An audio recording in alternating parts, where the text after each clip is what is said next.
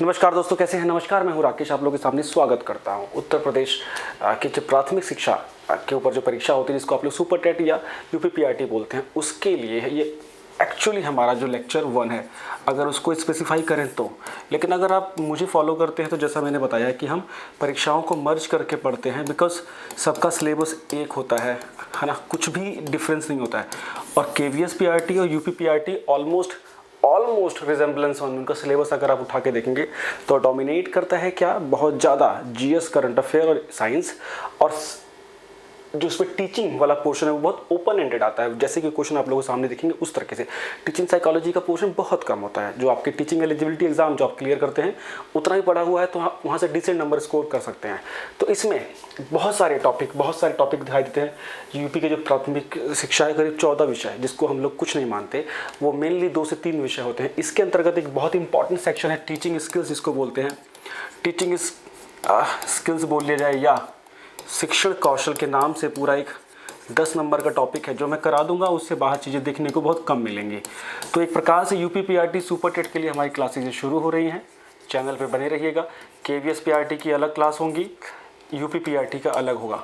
लेकिन अगर आप ईमानदारी से तैयारी कर रहे हैं तो दोनों की थंबनेल मत देखिएगा कौन सी क्लास किसके लिए है, बस उसको करते जाइएगा। प्राइमरी तो उससे क्लियर होगा, और ये नहीं कि मेरे कराने से क्लियर होगा, आपकी मेहनत से क्लियर होगा, लेकिन हाँ, मेरे क्वेश्चंस आपको सपोर्ट जरूर करेंगे, बहुत अच्छे तरीके से करेंगे। पहला क्वेश्चन आप लोगों के सामने है।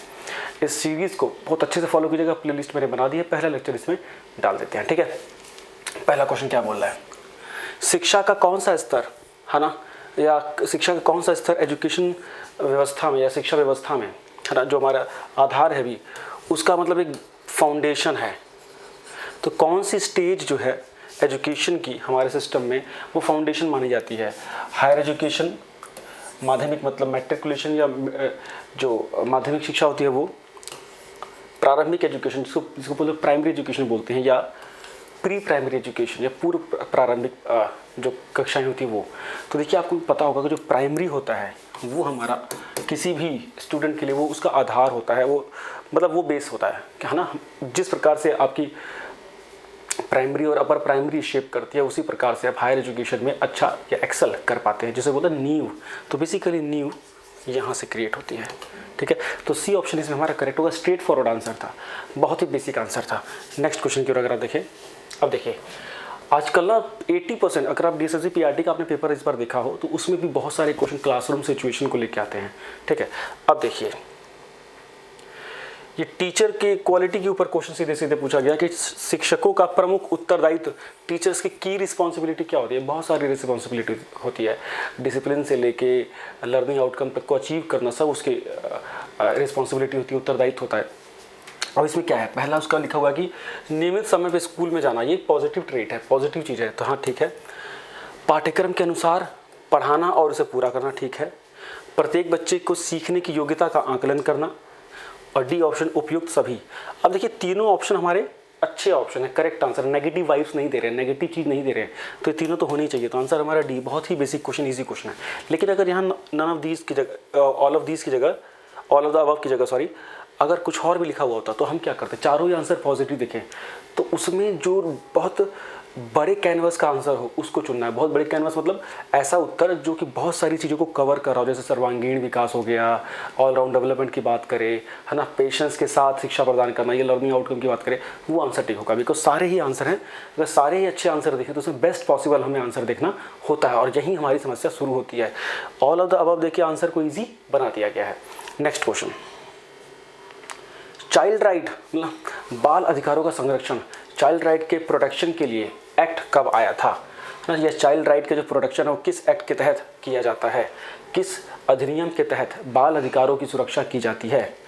आर्टिकल अधिनियम 2002, child right act 2002, child right act 2003, child right act 2004, या child right act 2005।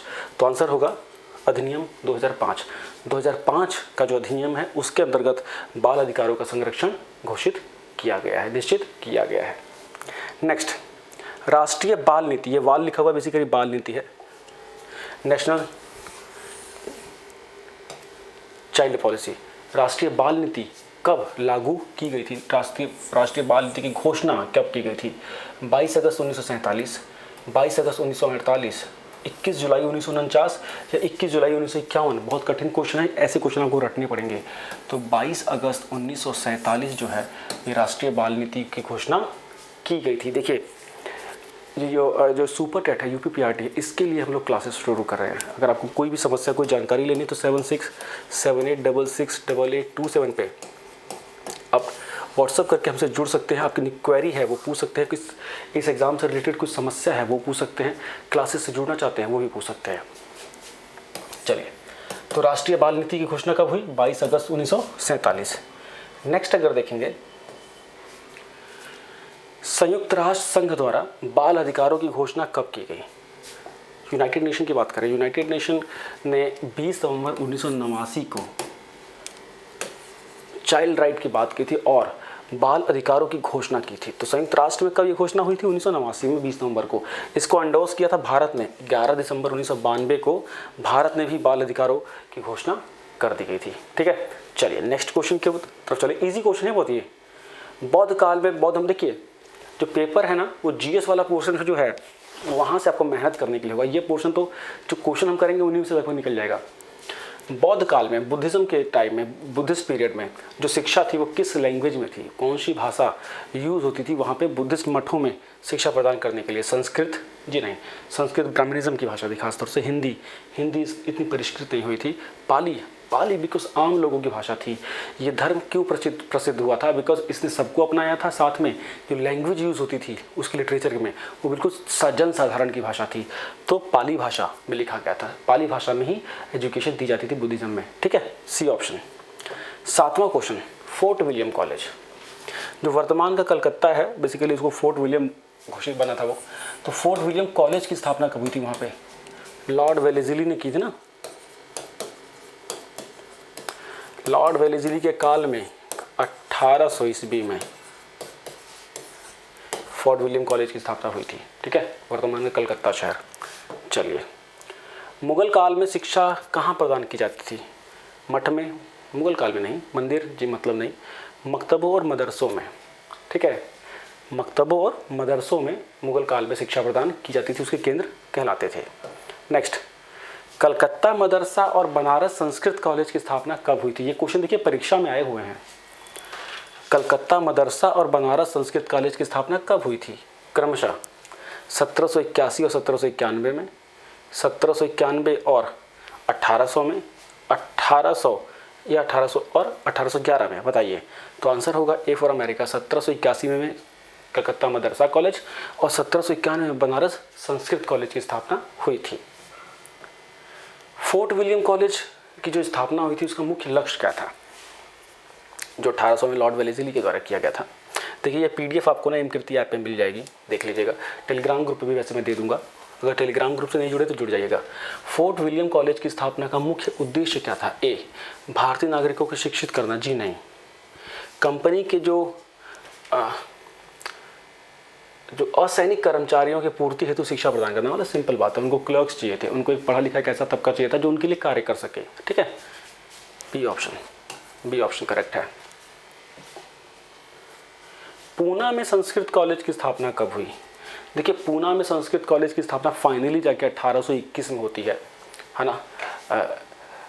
Mount Stuart एपिस्टोन कुछ करके नाम था उनका, जो कि बॉम्बे के प्रेसिडेंसी के वो गवर्नर थे उस समय, उनके द्वारा हुआ था। 1818 में इसकी नींव रखी गई थी और 1821 में ये कॉलेज संपूर्ण हो गया था।